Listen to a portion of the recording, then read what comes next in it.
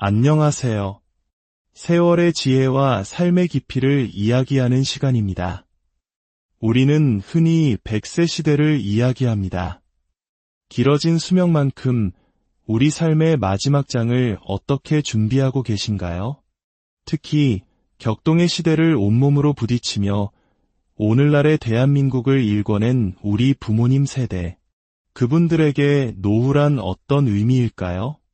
오늘은 그분들의 진솔한 목소리를 통해 우리 시대의 노후 준비에 대한 다양한 생각과 삶의 풍경을 들여다보고자 합니다. 지금부터 우리가 거리에서 만난 어르신들의 이야기에 귀 기울여 보겠습니다. 1부 노후의 버팀목, 현실의 연금 이야기. 한 어르신은 담담하게 자신의 상황을 이야기합니다. 네, 연금 받고 있어요. 국민연금이죠. 솔직히 말해 넉넉하지는 않아요. 하지만 만약 이것마저 없었다면 어땠을까 생각하면 아찔합니다. 최소한의 도움이 되는 건 분명해요. 또 다른 분은 조금 더 구체적인 계획을 들려주십니다. 저희는 정년퇴직하고 국민연금으로 생활하는데 솔직히 그것만으로는 부족하죠. 그래서 20년 전쯤에 작은 원룸 건물을 하나 사뒀어요. 거기서 나오는 월세로 생활비에 보태고 있습니다. 이처럼 많은 분들이 국민연금을 기본으로 젊은 시절 준비해둔 부동산이나 개인연금을 통해 노후를 꾸려가고 있었습니다. 한 분은 이렇게 말씀하셨죠. 남편이 받는 국민연금이랑 제가 분양받은 작은 상가에서 나오는 월세로 살아요. 큰 돈은 아니지만 우리 부부가 살아가기엔 그럭저럭 괜찮습니다. 젊었을 때 남편이 버는 돈, 제가 버는 돈 아껴서 저축을 좀 해뒀죠. 보험의 중요성을 강조하는 목소리도 있었습니다. 저는 40대부터 보험을 많이 들어뒀어요. 실비보험, 암보험, 그리고 사망보험까지요. 그래서 아이들한테 늘 말해요. 내 엄마 장례비는 내가 마련해놨으니 걱정 마라. 돈이 더 나오면 너희들이 보태면 되고 이렇게 준비해두니 마음 한편이 든든하고 미래에 대한 걱정이 크게 줄더라고요. 하지만 모두가 이렇게 철저히 준비할 수 있었던 것은 아닙니다. 한때는 잘나가던 사업가였지만 예상치 못한 시련을 겪은 분의 이야기는 우리에게 또 다른 생각을 하게 합니다. 10년 넘게 부었던 연금이 있었어요. 그걸 찾아서 교육 사업에 전부 투자했죠. 만약 그때 그 돈을 찾지 않았다면 지금쯤 노후 걱정 없이 살고 있었을 겁니다. 하지만 그때 제 나이가 50세였어요. 한창 젊은데 아무것도 안 하고 있을 수는 없잖아요. 코로나 같은 위기를 만나 어려움을 겪기도 했지만 저는 다시 일어설 수 있다는 긍정적인 생각을 늘 품고 삽니다. 어떤 분은 자신의 노후 준비 점수를 30점이라고 매기기도 했습니다. 모아뒀던 돈을 병원비로 많이 써버렸어요. 그래서 점수가 짜죠. 하지만 저는 크게 걱정하지 않아요. 만약 나중에 병상에 누워 코에 호스를 꽂고 연명해야 하는 상황이 온다면 저는 제 손으로 그 호스를 뺄 겁니다. 그렇게 삶을 마감할 거예요. 더 살고 싶어서 아쉬워하거나 미련 갖지 않을 겁니다. 아이들에게도 항상 그렇게 이야기해요. 이처럼 돈으로 환산되는 연금은 각자의 삶의 여정에 따라 다른 무게와 의미를 지니고 있었습니다. 누군가에게는 든든한 버팀목이, 누군가에게는 아쉬움이, 또 다른 누군가에게는 재기를 위한 발판이 되기도 했습니다. 2부 돈으로 살 수 없는 가장 소중한 연금하지만 어르신들의 이야기 속에서 연금은 단지 돈만을 의미하지 않았습니다. 한 어르신의 말씀이 깊은 울림을 줍니다. 진짜 연금이 뭔지 아세요? 다른 게 연금이 아니에요. 평생을 함께한 남편이 나의 연금이고 정성껏 키운 자식이 나의 연금입니다. 이건 돈으로 계산할 수 없는 세상에서 가장 귀한 연금이지요. 이 말 속에는 한국 사회의 깊은 정, 문화와 가족 중심의 가치관이 고스란히 담겨 있습니다.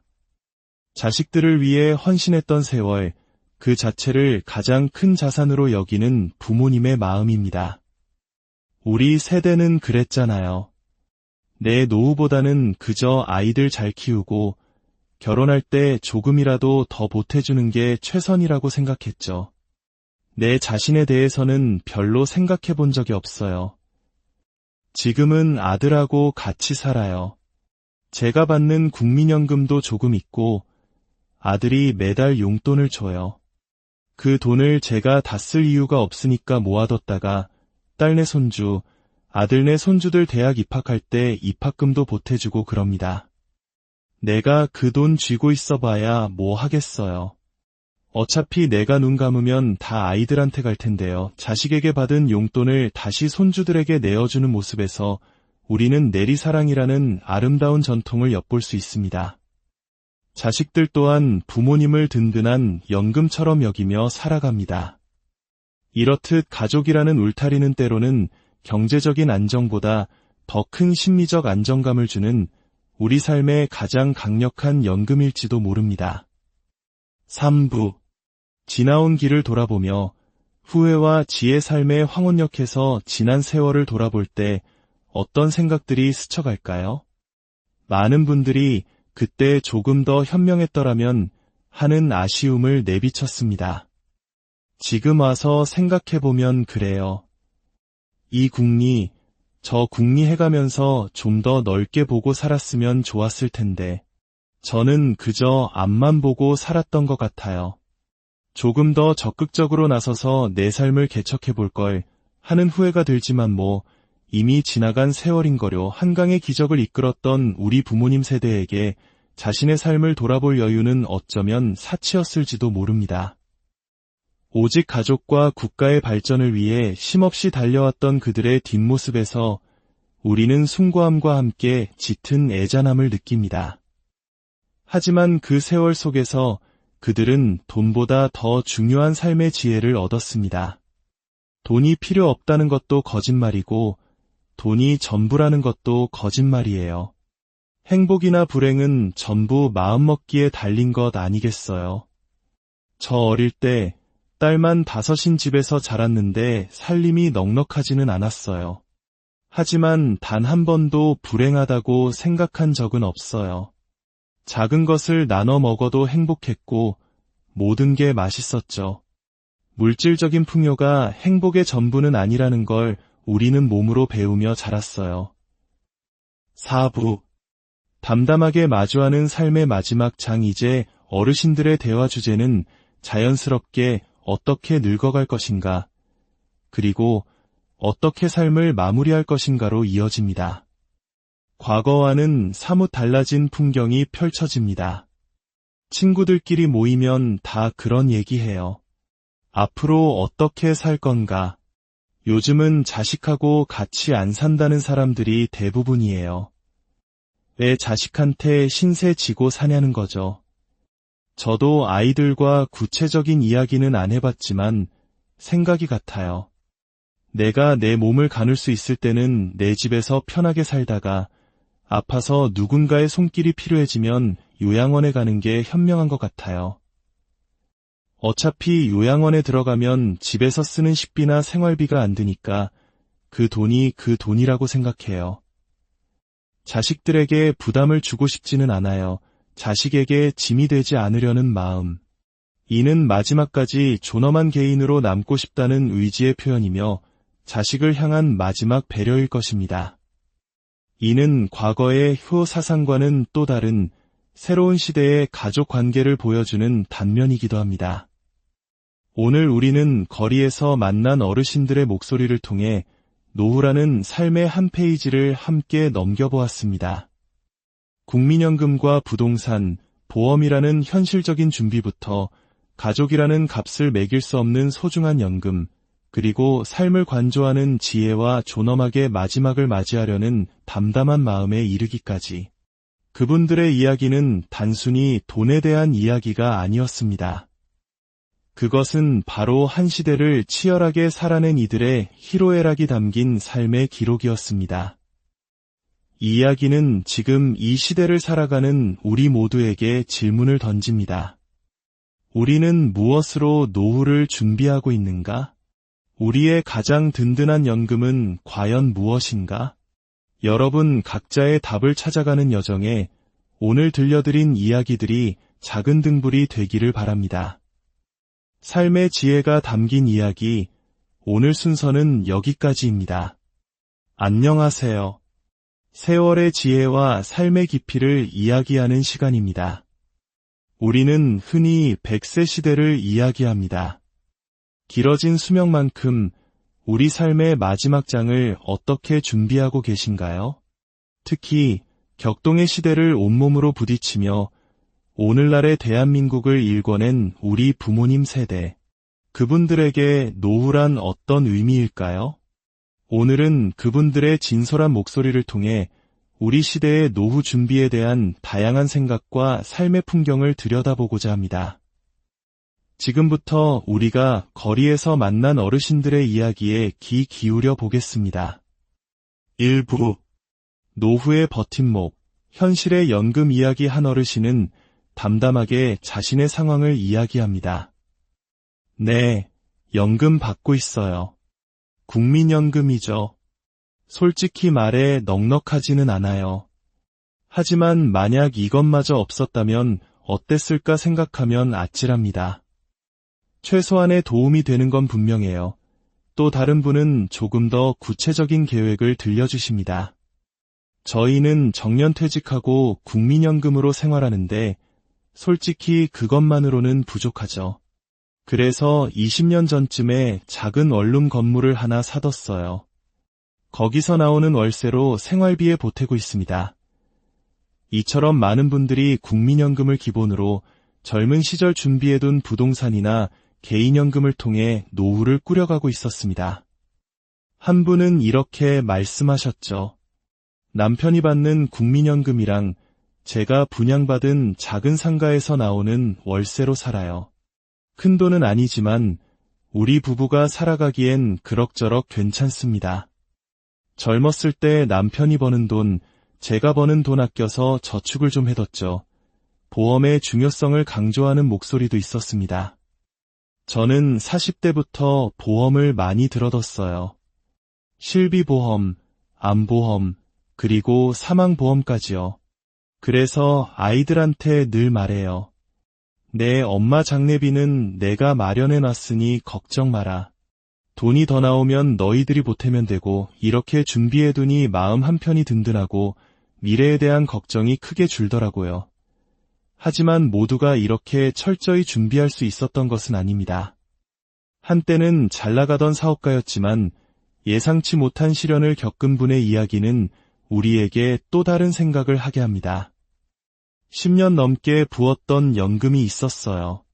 그걸 찾아서 교육 사업에 전부 투자했죠. 만약 그때 그 돈을 찾지 않았다면 지금쯤 노후 걱정 없이 살고 있었을 겁니다. 하지만 그때 제 나이가 50세였어요. 한창 젊은데 아무것도 안 하고 있을 수는 없잖아요. 코로나 같은 위기를 만나 어려움을 겪기도 했지만 저는 다시 일어설 수 있다는 긍정적인 생각을 늘 품고 삽니다. 어떤 분은 자신의 노후 준비 점수를 30점이라고 매기기도 했습니다. 모아뒀던 돈을 병원비로 많이 써버렸어요. 그래서 점수가 짜죠.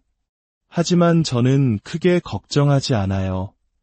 만약 나중에 병상에 누워 코에 호스를 꽂고 연명해야 하는 상황이 온다면 저는 제 손으로 그 호스를 뺄 겁니다. 그렇게 삶을 마감할 거예요. 더 살고 싶어서 아쉬워하거나 미련 갖지 않을 겁니다. 아이들에게도 항상 그렇게 이야기해요.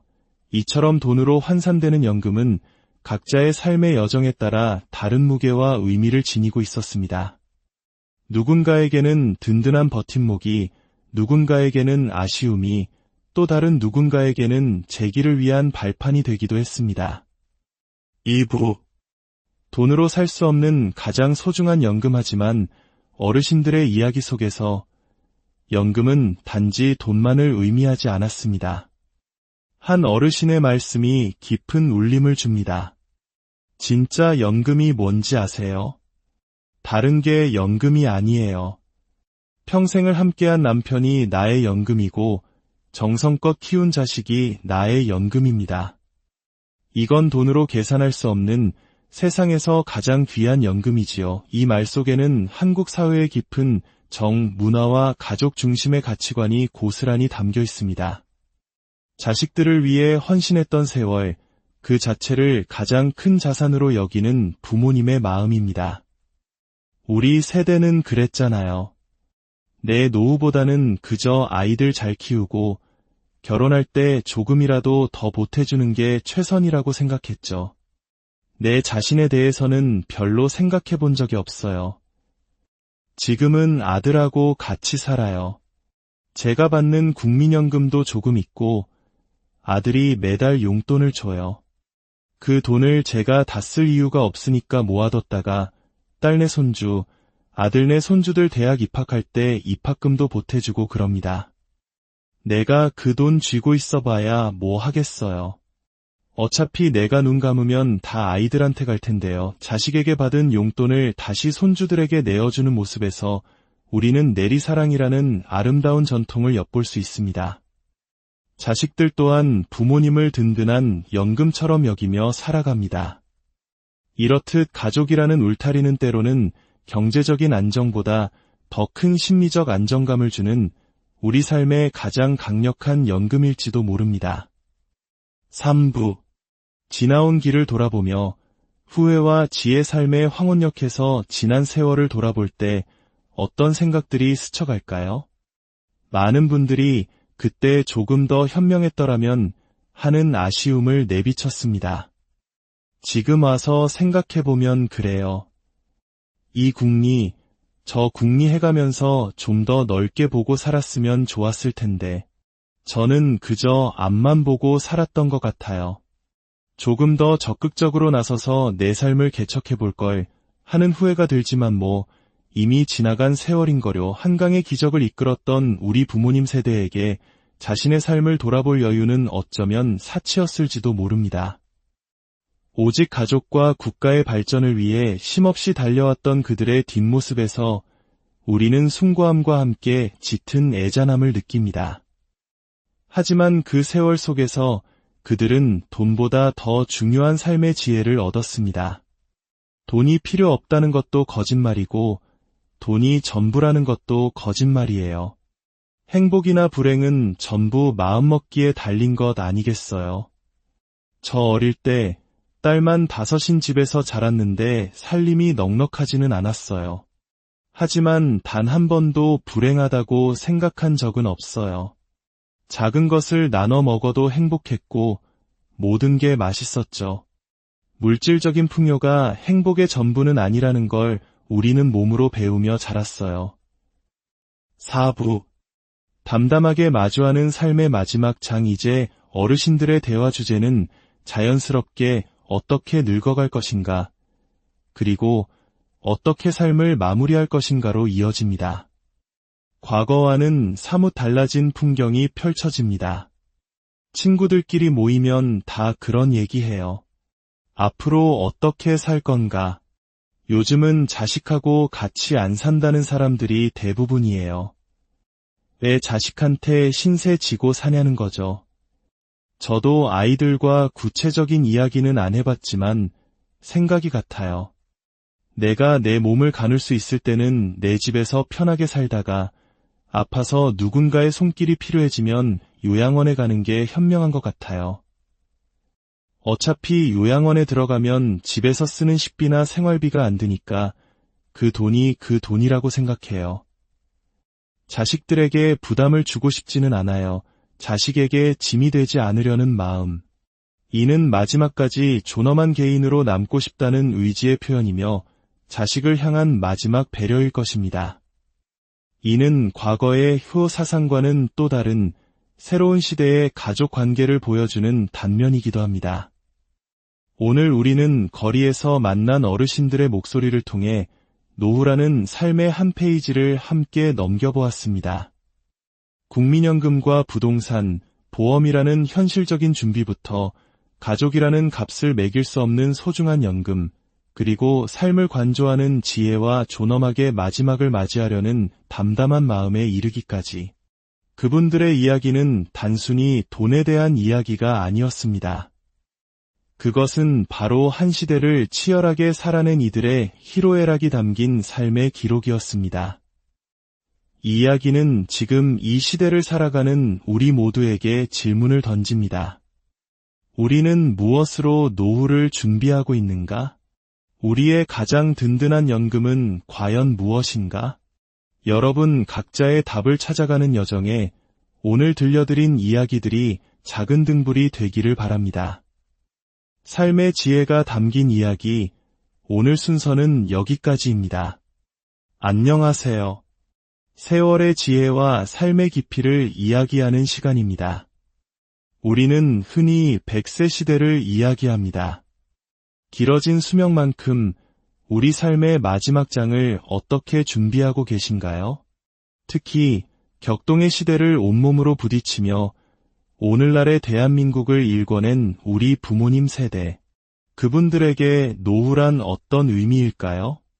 오늘은 그분들의 진솔한 목소리를 통해 우리 시대의 노후 준비에 대한 다양한 생각과 삶의 풍경을 들여다보고자 합니다. 지금부터 우리가 거리에서 만난 어르신들의 이야기에 귀 기울여 보겠습니다. 1부 노후의 버팀목, 현실의 연금 이야기. 한 어르신은 담담하게 자신의 상황을 이야기합니다. 네, 연금 받고 있어요. 국민연금이죠. 솔직히 말해 넉넉하지는 않아요. 하지만 만약 이것마저 없었다면 어땠을까 생각하면 아찔합니다. 최소한의 도움이 되는 건 분명해요. 또 다른 분은 조금 더 구체적인 계획을 들려주십니다. 저희는 정년퇴직하고 국민연금으로 생활하는데 솔직히 그것만으로는 부족하죠. 그래서 20년 전쯤에 작은 원룸 건물을 하나 사뒀어요. 거기서 나오는 월세로 생활비에 보태고 있습니다. 이처럼 많은 분들이 국민연금을 기본으로 젊은 시절 준비해둔 부동산이나 개인연금을 통해 노후를 꾸려가고 있었습니다. 한 분은 이렇게 말씀하셨죠. 남편이 받는 국민연금이랑 제가 분양받은 작은 상가에서 나오는 월세로 살아요. 큰 돈은 아니지만 우리 부부가 살아가기엔 그럭저럭 괜찮습니다. 젊었을 때 남편이 버는 돈, 제가 버는 돈 아껴서 저축을 좀 해뒀죠. 보험의 중요성을 강조하는 목소리도 있었습니다. 저는 40대부터 보험을 많이 들어뒀어요. 실비보험, 암보험, 그리고 사망보험까지요. 그래서 아이들한테 늘 말해요. 내 엄마 장례비는 내가 마련해놨으니 걱정 마라. 돈이 더 나오면 너희들이 보태면 되고 이렇게 준비해두니 마음 한편이 든든하고 미래에 대한 걱정이 크게 줄더라고요. 하지만 모두가 이렇게 철저히 준비할 수 있었던 것은 아닙니다. 한때는 잘나가던 사업가였지만 예상치 못한 시련을 겪은 분의 이야기는 우리에게 또 다른 생각을 하게 합니다. 10년 넘게 부었던 연금이 있었어요. 그걸 찾아서 교육 사업에 전부 투자했죠. 만약 그때 그 돈을 찾지 않았다면 지금쯤 노후 걱정 없이 살고 있었을 겁니다. 하지만 그때 제 나이가 50세였어요. 한창 젊은데 아무것도 안 하고 있을 수는 없잖아요. 코로나 같은 위기를 만나 어려움을 겪기도 했지만 저는 다시 일어설 수 있다는 긍정적인 생각을 늘 품고 삽니다. 어떤 분은 자신의 노후 준비 점수를 30점이라고 매기기도 했습니다. 모아뒀던 돈을 병원비로 많이 써버렸어요. 그래서 점수가 짜죠. 하지만 저는 크게 걱정하지 않아요. 만약 나중에 병상에 누워 코에 호스를 꽂고 연명해야 하는 상황이 온다면 저는 제 손으로 그 호스를 뺄 겁니다. 그렇게 삶을 마감할 거예요. 더 살고 싶어서 아쉬워하거나 미련 갖지 않을 겁니다. 아이들에게도 항상 그렇게 이야기해요. 이처럼 돈으로 환산되는 연금은 각자의 삶의 여정에 따라 다른 무게와 의미를 지니고 있었습니다. 누군가에게는 든든한 버팀목이, 누군가에게는 아쉬움이, 또 다른 누군가에게는 재기를 위한 발판이 되기도 했습니다. 2부. 돈으로 살 수 없는 가장 소중한 연금하지만 어르신들의 이야기 속에서 연금은 단지 돈만을 의미하지 않았습니다. 한 어르신의 말씀이 깊은 울림을 줍니다. 진짜 연금이 뭔지 아세요? 다른 게 연금이 아니에요. 평생을 함께한 남편이 나의 연금이고 정성껏 키운 자식이 나의 연금입니다. 이건 돈으로 계산할 수 없는 세상에서 가장 귀한 연금이지요. 이 말 속에는 한국 사회의 깊은 정, 문화와 가족 중심의 가치관이 고스란히 담겨 있습니다. 자식들을 위해 헌신했던 세월, 그 자체를 가장 큰 자산으로 여기는 부모님의 마음입니다. 우리 세대는 그랬잖아요. 내 노후보다는 그저 아이들 잘 키우고 결혼할 때 조금이라도 더 보태주는 게 최선이라고 생각했죠. 내 자신에 대해서는 별로 생각해 본 적이 없어요. 지금은 아들하고 같이 살아요. 제가 받는 국민연금도 조금 있고 아들이 매달 용돈을 줘요. 그 돈을 제가 다 쓸 이유가 없으니까 모아뒀다가 딸네 손주, 아들네 손주들 대학 입학할 때 입학금도 보태주고 그럽니다. 내가 그 돈 쥐고 있어봐야 뭐 하겠어요. 어차피 내가 눈 감으면 다 아이들한테 갈 텐데요. 자식에게 받은 용돈을 다시 손주들에게 내어주는 모습에서 우리는 내리사랑이라는 아름다운 전통을 엿볼 수 있습니다. 자식들 또한 부모님을 든든한 연금처럼 여기며 살아갑니다. 이렇듯 가족이라는 울타리는 때로는 경제적인 안정보다 더 큰 심리적 안정감을 주는 우리 삶의 가장 강력한 연금일지도 모릅니다. 3부. 지나온 길을 돌아보며 후회와 지혜 삶의 황혼역에서 지난 세월을 돌아볼 때 어떤 생각들이 스쳐갈까요? 많은 분들이 그때 조금 더 현명했더라면 하는 아쉬움을 내비쳤습니다. 지금 와서 생각해보면 그래요. 이 국리, 저 국리 해가면서 좀 더 넓게 보고 살았으면 좋았을 텐데 저는 그저 앞만 보고 살았던 것 같아요. 조금 더 적극적으로 나서서 내 삶을 개척해볼 걸 하는 후회가 들지만 뭐 이미 지나간 세월인거려. 한강의 기적을 이끌었던 우리 부모님 세대에게 자신의 삶을 돌아볼 여유는 어쩌면 사치였을지도 모릅니다. 오직 가족과 국가의 발전을 위해 쉼없이 달려왔던 그들의 뒷모습에서 우리는 숭고함과 함께 짙은 애잔함을 느낍니다. 하지만 그 세월 속에서 그들은 돈보다 더 중요한 삶의 지혜를 얻었습니다. 돈이 필요 없다는 것도 거짓말이고 돈이 전부라는 것도 거짓말이에요. 행복이나 불행은 전부 마음먹기에 달린 것 아니겠어요? 저 어릴 때 딸만 5인 집에서 자랐는데 살림이 넉넉하지는 않았어요. 하지만 단 한 번도 불행하다고 생각한 적은 없어요. 작은 것을 나눠 먹어도 행복했고 모든 게 맛있었죠. 물질적인 풍요가 행복의 전부는 아니라는 걸 우리는 몸으로 배우며 자랐어요. 4부.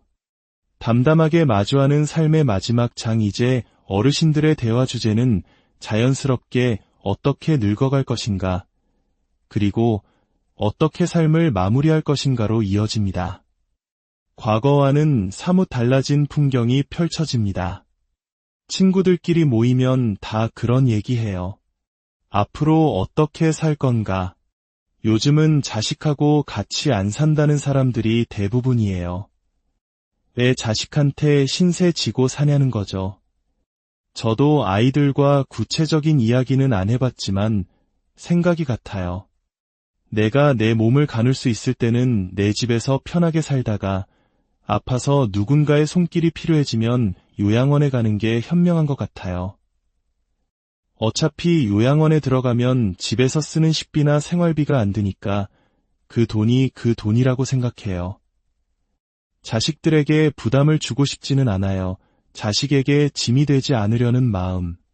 이는 마지막까지 존엄한 개인으로 남고 싶다는 의지의 표현이며 자식을 향한 마지막 배려일 것입니다. 이는 과거의 효 사상과는 또 다른 새로운 시대의 가족 관계를 보여주는 단면이기도 합니다. 오늘 우리는 거리에서 만난 어르신들의 목소리를 통해 노후라는 삶의 한 페이지를 함께 넘겨보았습니다. 국민연금과 부동산, 보험이라는 현실적인 준비부터 가족이라는 값을 매길 수 없는 소중한 연금, 그리고 삶을 관조하는 지혜와 존엄하게 마지막을 맞이하려는 담담한 마음에 이르기까지. 그분들의 이야기는 단순히 돈에 대한 이야기가 아니었습니다. 그것은 바로 한 시대를 치열하게 살아낸 이들의 희로애락이 담긴 삶의 기록이었습니다. 이 이야기는 지금 이 시대를 살아가는 우리 모두에게 질문을 던집니다. 우리는 무엇으로 노후를 준비하고 있는가? 우리의 가장 든든한 연금은 과연 무엇인가? 여러분 각자의 답을 찾아가는 여정에 오늘 들려드린 이야기들이 작은 등불이 되기를 바랍니다. 삶의 지혜가 담긴 이야기, 오늘 순서는 여기까지입니다. 안녕하세요. 세월의 지혜와 삶의 깊이를 이야기하는 시간입니다. 우리는 흔히 100세 시대를 이야기합니다. 길어진 수명만큼 우리 삶의 마지막 장을 어떻게 준비하고 계신가요? 특히 격동의 시대를 온몸으로 부딪히며 오늘날의 대한민국을 일궈낸 우리 부모님 세대, 그분들에게 노후란 어떤 의미일까요? 오늘은 그분들의 진솔한 목소리를 통해 우리 시대의 노후 준비에 대한 다양한 생각과 삶의 풍경을 들여다보고자 합니다. 지금부터 우리가 거리에서 만난 어르신들의 이야기에 귀 기울여 보겠습니다. 1부 노후의 버팀목, 현실의 연금 이야기. 한 어르신은 담담하게 자신의 상황을 이야기합니다.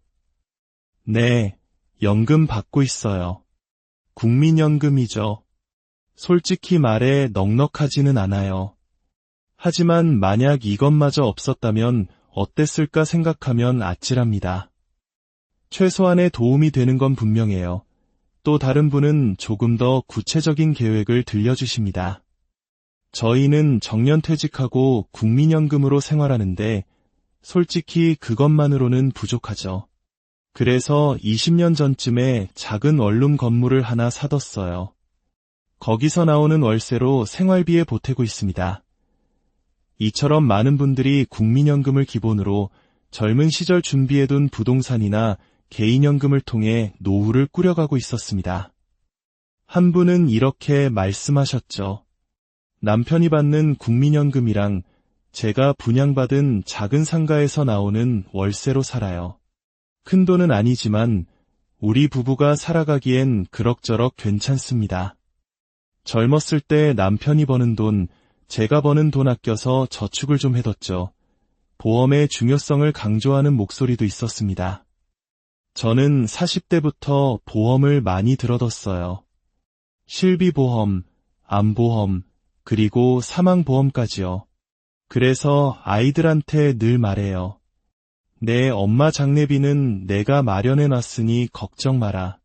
돈이 더 나오면 너희들이 보태면 되고 이렇게 준비해두니 마음 한편이 든든하고 미래에 대한 걱정이 크게 줄더라고요. 하지만 모두가 이렇게 철저히 준비할 수 있었던 것은 아닙니다. 한때는 잘나가던 사업가였지만 예상치 못한 시련을 겪은 분의 이야기는 우리에게 또 다른 생각을 하게 합니다. 10년 넘게 부었던 연금이 있었어요. 그걸 찾아서 교육 사업에 전부 투자했죠. 만약 그때 그 돈을 찾지 않았다면 지금쯤 노후 걱정 없이 살고 있었을 겁니다. 하지만 그때 제 나이가 50세였어요. 한창 젊은데 아무것도 안 하고 있을 수는 없잖아요.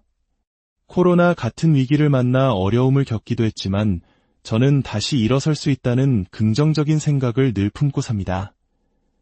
어떤 분은 자신의 노후 준비 점수를 30점이라고 매기기도 했습니다. 모아뒀던 돈을 병원비로 많이 써버렸어요. 그래서 점수가 짜죠. 하지만 저는 크게 걱정하지 않아요. 만약 나중에 병상에 누워 코에 호스를 꽂고 연명해야 하는 상황이 온다면 저는 제 손으로 그 호스를 뺄 겁니다. 그렇게 삶을 마감할 거예요. 더 살고 싶어서 아쉬워하거나 미련 갖지 않을 겁니다. 아이들에게도 항상 그렇게 이야기해요. 이처럼 돈으로 환산되는 연금은 각자의 삶의 여정에 따라 다른 무게와 의미를 지니고 있었습니다. 누군가에게는 든든한 버팀목이, 누군가에게는 아쉬움이, 또 다른 누군가에게는 재기를 위한 발판이 되기도 했습니다. 2부. 돈으로 살 수 없는 가장 소중한 연금하지만 어르신들의 이야기 속에서 연금은 단지 돈만을 의미하지 않았습니다. 한 어르신의 말씀이 깊은 울림을 줍니다. 진짜 연금이 뭔지 아세요? 다른 게 연금이 아니에요. 평생을 함께한 남편이 나의 연금이고 정성껏 키운 자식이 나의 연금입니다. 이건 돈으로 계산할 수 없는 세상에서 가장 귀한 연금이지요. 이 말 속에는 한국 사회의 깊은 정, 문화와 가족 중심의 가치관이 고스란히 담겨 있습니다. 자식들을 위해 헌신했던 세월, 그 자체를 가장 큰 자산으로 여기는 부모님의 마음입니다. 우리 세대는 그랬잖아요. 내 노후보다는 그저 아이들 잘 키우고 결혼할 때 조금이라도 더 보태주는 게 최선이라고 생각했죠. 내 자신에 대해서는 별로 생각해 본 적이 없어요. 지금은 아들하고 같이 살아요. 제가 받는 국민연금도 조금 있고 아들이 매달 용돈을 줘요. 그 돈을 제가 다 쓸 이유가 없으니까 모아뒀다가 딸네 손주, 아들네 손주들 대학 입학할 때 입학금도 보태주고 그럽니다. 내가 그 돈 쥐고 있어봐야 뭐 하겠어요. 어차피 내가 눈 감으면 다 아이들한테 갈 텐데요. 자식에게 받은 용돈을 다시 손주들에게 내어주는 모습에서 우리는 내리사랑이라는 아름다운 전통을 엿볼 수 있습니다. 자식들 또한 부모님을 든든한 연금처럼 여기며 살아갑니다. 이렇듯 가족이라는 울타리는 때로는 경제적인 안정보다 더 큰 심리적 안정감을 주는 우리 삶의 가장 강력한 연금일지도 모릅니다. 3부. 지나온 길을 돌아보며 후회와 지혜 삶의 황혼역에서 지난 세월을 돌아볼 때 어떤 생각들이 스쳐갈까요? 많은 분들이 그때 조금 더 현명했더라면 하는 아쉬움을 내비쳤습니다. 지금 와서 생각해보면 그래요. 이 궁리, 저 궁리 해가면서 좀 더 넓게 보고 살았으면 좋았을 텐데 저는 그저 앞만 보고 살았던 것 같아요. 조금 더 적극적으로 나서서 내 삶을 개척해볼 걸 하는 후회가 들지만 뭐 이미 지나간 세월인거려. 한강의 기적을 이끌었던 우리 부모님 세대에게 자신의 삶을 돌아볼 여유는 어쩌면 사치였을지도 모릅니다. 오직 가족과 국가의 발전을 위해 쉼없이 달려왔던 그들의 뒷모습에서 우리는 숭고함과 함께 짙은 애잔함을 느낍니다. 하지만 그 세월 속에서 그들은 돈보다 더 중요한 삶의 지혜를 얻었습니다. 돈이 필요 없다는 것도 거짓말이고 돈이 전부라는 것도 거짓말이에요. 행복이나 불행은 전부 마음먹기에 달린 것 아니겠어요? 저 어릴 때 딸만 5인 집에서 자랐는데 살림이 넉넉하지는 않았어요. 하지만 단 한 번도 불행하다고 생각한 적은 없어요. 작은 것을 나눠 먹어도 행복했고 모든 게 맛있었죠. 물질적인 풍요가 행복의 전부는 아니라는 걸 우리는 몸으로 배우며 자랐어요. 4부. 담담하게 마주하는 삶의 마지막 장. 이제 어르신들의 대화 주제는 자연스럽게 어떻게 늙어갈 것인가, 그리고 어떻게 삶을 마무리할 것인가로 이어집니다. 과거와는 사뭇 달라진 풍경이 펼쳐집니다. 친구들끼리 모이면 다 그런 얘기해요. 앞으로 어떻게 살 건가? 요즘은 자식하고 같이 안 산다는 사람들이 대부분이에요. 왜 자식한테 신세 지고 사냐는 거죠. 저도 아이들과 구체적인 이야기는 안 해봤지만 생각이 같아요. 내가 내 몸을 가눌 수 있을 때는 내 집에서 편하게 살다가 아파서 누군가의 손길이 필요해지면 요양원에 가는 게 현명한 것 같아요. 어차피 요양원에 들어가면 집에서 쓰는 식비나 생활비가 안 드니까 그 돈이 그 돈이라고 생각해요. 자식들에게 부담을 주고 싶지는 않아요. 자식에게 짐이 되지 않으려는 마음. 이는 마지막까지 존엄한 개인으로 남고 싶다는 의지의 표현이며 자식을 향한 마지막 배려일 것입니다. 이는 과거의 효 사상과는 또 다른 새로운 시대의 가족 관계를 보여주는 단면이기도 합니다. 오늘 우리는 거리에서 만난 어르신들의 목소리를 통해 노후라는 삶의 한 페이지를 함께 넘겨보았습니다.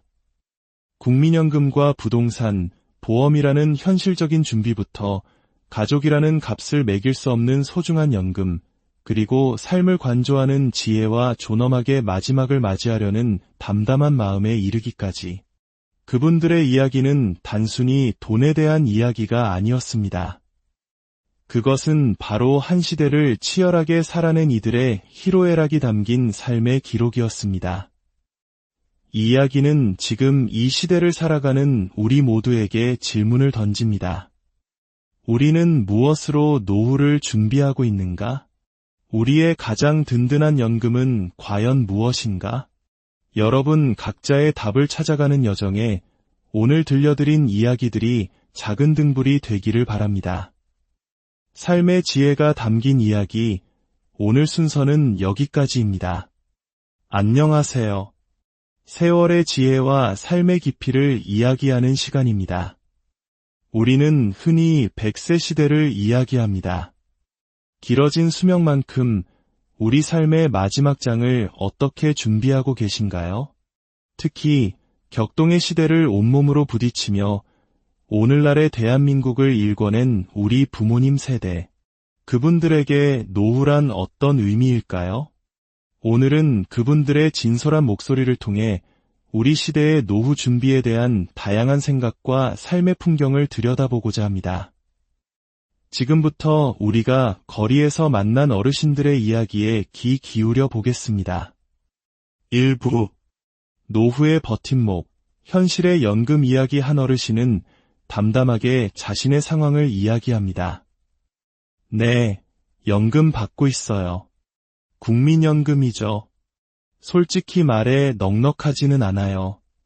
하지만 만약 이것마저 없었다면 어땠을까 생각하면 아찔합니다. 최소한의 도움이 되는 건 분명해요. 또 다른 분은 조금 더 구체적인 계획을 들려주십니다. 저희는 정년퇴직하고 국민연금으로 생활하는데 솔직히 그것만으로는 부족하죠. 그래서 20년 전쯤에 작은 원룸 건물을 하나 사뒀어요. 거기서 나오는 월세로 생활비에 보태고 있습니다. 이처럼 많은 분들이 국민연금을 기본으로 젊은 시절 준비해둔 부동산이나 개인연금을 통해 노후를 꾸려가고 있었습니다. 한 분은 이렇게 말씀하셨죠. 남편이 받는 국민연금이랑 제가 분양받은 작은 상가에서 나오는 월세로 살아요. 큰 돈은 아니지만 우리 부부가 살아가기엔 그럭저럭 괜찮습니다. 젊었을 때 남편이 버는 돈, 제가 버는 돈 아껴서 저축을 좀 해뒀죠. 보험의 중요성을 강조하는 목소리도 있었습니다. 저는 40대부터 보험을 많이 들어뒀어요. 실비보험, 암보험, 그리고 사망보험까지요. 그래서 아이들한테 늘 말해요. 내 엄마 장례비는 내가 마련해놨으니 걱정 마라. 돈이 더 나오면 너희들이 보태면 되고 이렇게 준비해두니 마음 한편이 든든하고 미래에 대한 걱정이 크게 줄더라고요. 하지만 모두가 이렇게 철저히 준비할 수 있었던 것은 아닙니다. 한때는 잘나가던 사업가였지만 예상치 못한 시련을 겪은 분의 이야기는 우리에게 또 다른 생각을 하게 합니다. 10년 넘게 부었던 연금이 있었어요. 그걸 찾아서 교육 사업에 전부 투자했죠. 만약 그때 그 돈을 찾지 않았다면 지금쯤 노후 걱정 없이 살고 있었을 겁니다. 하지만 그때 제 나이가 50세였어요. 한창 젊은데 아무것도 안 하고 있을 수는 없잖아요. 코로나 같은 위기를 만나 어려움을 겪기도 했지만 저는 다시 일어설 수 있다는 긍정적인 생각을 늘 품고 삽니다. 어떤 분은 자신의 노후 준비 점수를 30점이라고 매기기도 했습니다. 모아뒀던 돈을 병원비로 많이 써버렸어요. 그래서 점수가 짜죠. 하지만 저는 크게 걱정하지 않아요. 만약 나중에 병상에 누워 코에 호스를 꽂고 연명해야 하는 상황이 온다면 저는 제 손으로 그 호스를 뺄 겁니다. 그렇게 삶을 마감할 거예요. 더 살고 싶어서 아쉬워하거나 미련 갖지 않을 겁니다. 아이들에게도 항상 그렇게 이야기해요. 이처럼 돈으로 환산되는 연금은 각자의 삶의 여정에 따라 다른 무게와 의미를 지니고 있었습니다. 누군가에게는 든든한 버팀목이, 누군가에게는 아쉬움이, 또 다른 누군가에게는 재기를 위한 발판이 되기도 했습니다. 2부. 돈으로 살 수 없는 가장 소중한 연금하지만 어르신들의 이야기 속에서 연금은 단지 돈만을 의미하지 않았습니다. 한 어르신의 말씀이 깊은 울림을 줍니다. 진짜 연금이 뭔지 아세요? 다른 게 연금이 아니에요. 평생을 함께한 남편이 나의 연금이고 정성껏 키운 자식이 나의 연금입니다. 이건 돈으로 계산할 수 없는 세상에서 가장 귀한 연금이지요. 이 말 속에는 한국 사회의 깊은 정, 문화와 가족 중심의 가치관이 고스란히 담겨 있습니다. 자식들을 위해 헌신했던 세월, 그 자체를 가장 큰 자산으로 여기는 부모님의 마음입니다. 우리 세대는 그랬잖아요. 내 노후보다는 그저 아이들 잘 키우고 결혼할 때 조금이라도 더 보태주는 게 최선이라고 생각했죠. 내 자신에 대해서는 별로 생각해 본 적이 없어요. 지금은 아들하고 같이 살아요. 제가 받는 국민연금도 조금 있고 아들이 매달 용돈을 줘요. 그 돈을 제가 다 쓸 이유가 없으니까 모아뒀다가 딸네 손주, 아들네 손주들 대학 입학할 때 입학금도 보태주고 그럽니다. 내가 그 돈 쥐고 있어봐야 뭐 하겠어요. 어차피 내가 눈 감으면 다 아이들한테 갈 텐데요. 자식에게 받은 용돈을 다시 손주들에게 내어주는 모습에서 우리는 내리사랑이라는 아름다운 전통을 엿볼 수 있습니다. 자식들 또한 부모님을 든든한 연금처럼 여기며 살아갑니다. 이렇듯 가족이라는 울타리는 때로는 경제적인 안정보다 더 큰 심리적 안정감을 주는 우리 삶의 가장 강력한 연금일지도 모릅니다. 3부. 지나온 길을 돌아보며 후회와 지혜 삶의 황혼역에서 지난 세월을 돌아볼 때 어떤 생각들이 스쳐갈까요? 많은 분들이 그때 조금 더 현명했더라면 하는 아쉬움을 내비쳤습니다. 지금 와서 생각해보면 그래요. 이 궁리, 저 궁리 해가면서 좀 더 넓게 보고 살았으면 좋았을 텐데 저는 그저 앞만 보고 살았던 것 같아요. 조금 더 적극적으로 나서서 내 삶을 개척해볼 걸 하는 후회가 들지만 뭐 이미 지나간 세월인거려. 한강의 기적을 이끌었던 우리 부모님 세대에게 자신의 삶을 돌아볼 여유는 어쩌면 사치였을지도 모릅니다. 오직 가족과 국가의 발전을 위해 쉼없이 달려왔던 그들의 뒷모습에서 우리는 숭고함과 함께 짙은 애잔함을 느낍니다. 하지만 그 세월 속에서 그들은 돈보다 더 중요한 삶의 지혜를 얻었습니다. 돈이 필요 없다는 것도 거짓말이고 돈이 전부라는 것도 거짓말이에요. 행복이나 불행은 전부 마음먹기에 달린 것 아니겠어요? 저 어릴 때 딸만 5인 집에서 자랐는데 살림이 넉넉하지는 않았어요. 하지만 단 한 번도 불행하다고 생각한 적은 없어요. 작은 것을 나눠 먹어도 행복했고 모든 게 맛있었죠. 물질적인 풍요가 행복의 전부는 아니라는 걸 우리는 몸으로 배우며 자랐어요. 4부.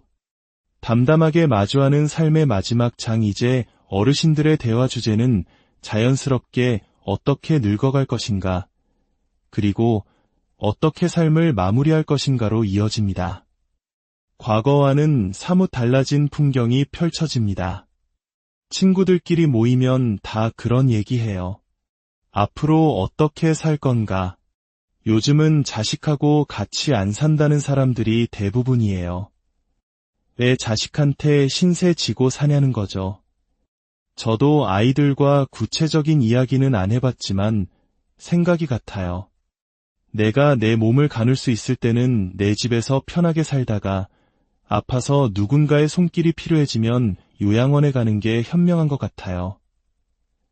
어차피 요양원에 들어가면 집에서 쓰는 식비나 생활비가 안 드니까 그 돈이 그 돈이라고 생각해요. 자식들에게 부담을 주고 싶지는 않아요. 자식에게 짐이 되지 않으려는 마음.